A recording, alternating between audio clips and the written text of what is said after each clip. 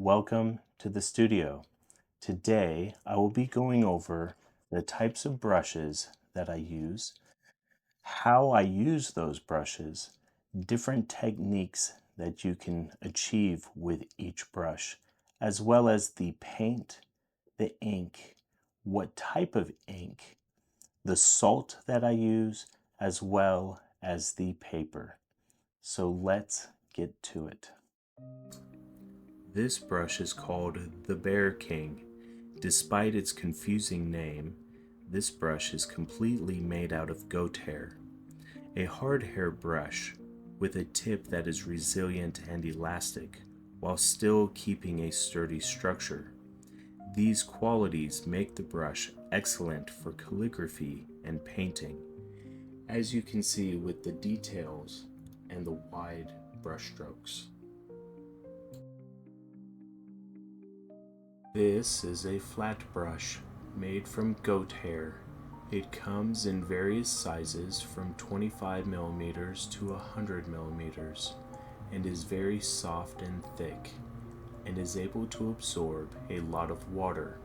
I use this brush to give details to fur and feathers, as well as to bring in depth and shading.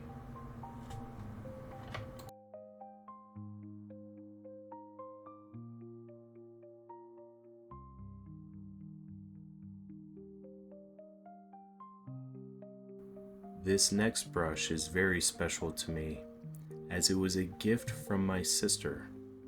It was handmade in a small village in Vietnam, made from horsehair and bamboo.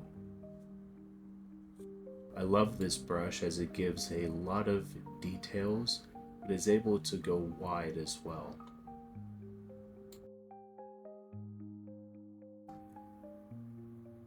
This next brush is a fine detail brush. The bristles are made from horsehair, which gives it the ability to go very fine in detail. I use this brush around the eyes, the nose, and the mouth of the animal.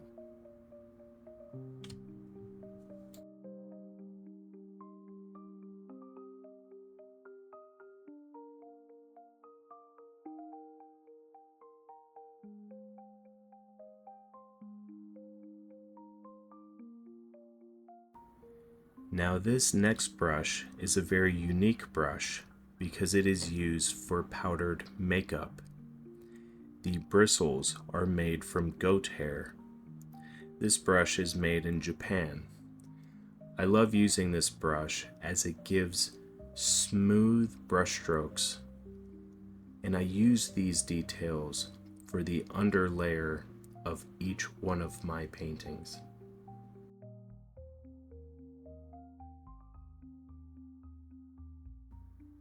Now I will be showing you how I add iodized sea salt to all of my work. Here I am sprinkling on the sea salt into the ink. I use the sea salt to give motion as well as different textures on the animals that I paint. Here I start to add in the watercolor. The sea salt will start to react by pulling in the color to where the salt is at, leaving almost like a star-like shape. Now, if the paper warps at all, that salt will still pull that color, sometimes giving wavy textures to the paint itself. I will show this example coming up. As you can tell, you can continually add color over the ink as it is still wet. Once the painting starts to dry, you will start to see that the ink will lighten in color in certain areas. Some of this is due to the pulling from the salt itself.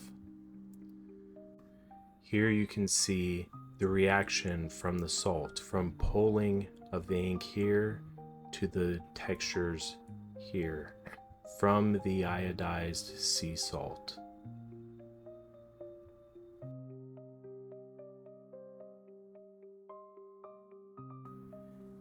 This is a Asian brush pen. The ink is archival. I use this brush pen to put the final details to all of my paintings, usually around the face, parts of the wing, maybe areas of the fur on maybe a bear or a wolf. It's just that last little bit to make the painting pop. These brush pens are also used in calligraphy as well as illustration, such as kids' books to comic books, and even fine art drawings.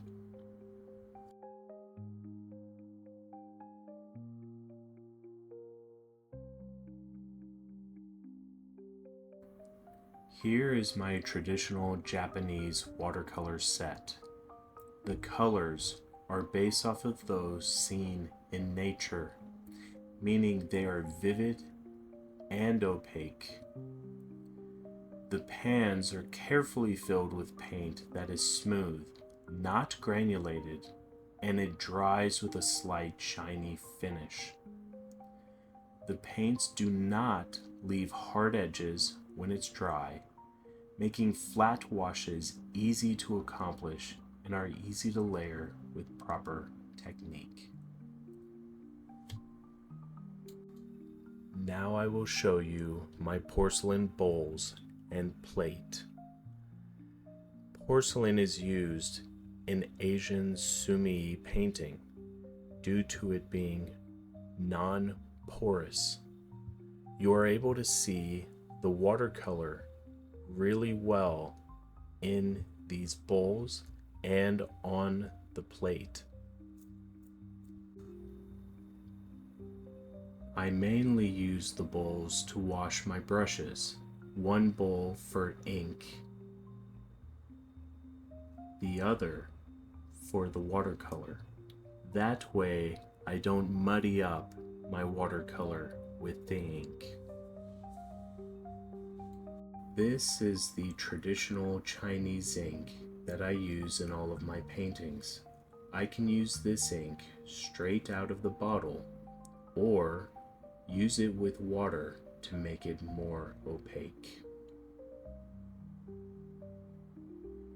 Here is the iodized sea salt that I use.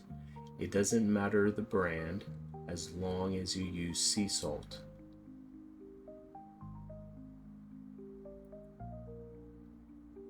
Now we're coming down to the bonus tip.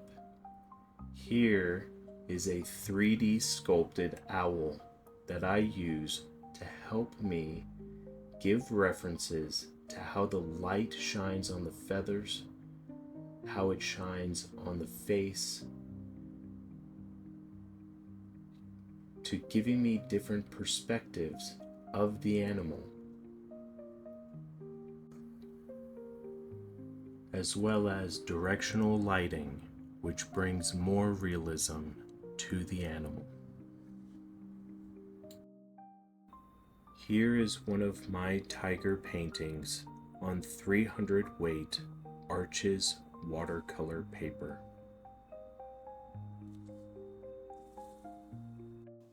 Thank you all very much for watching. If you have any questions, please leave them in the comments below. And if you liked this video, please like and subscribe, and I will see you on the next one.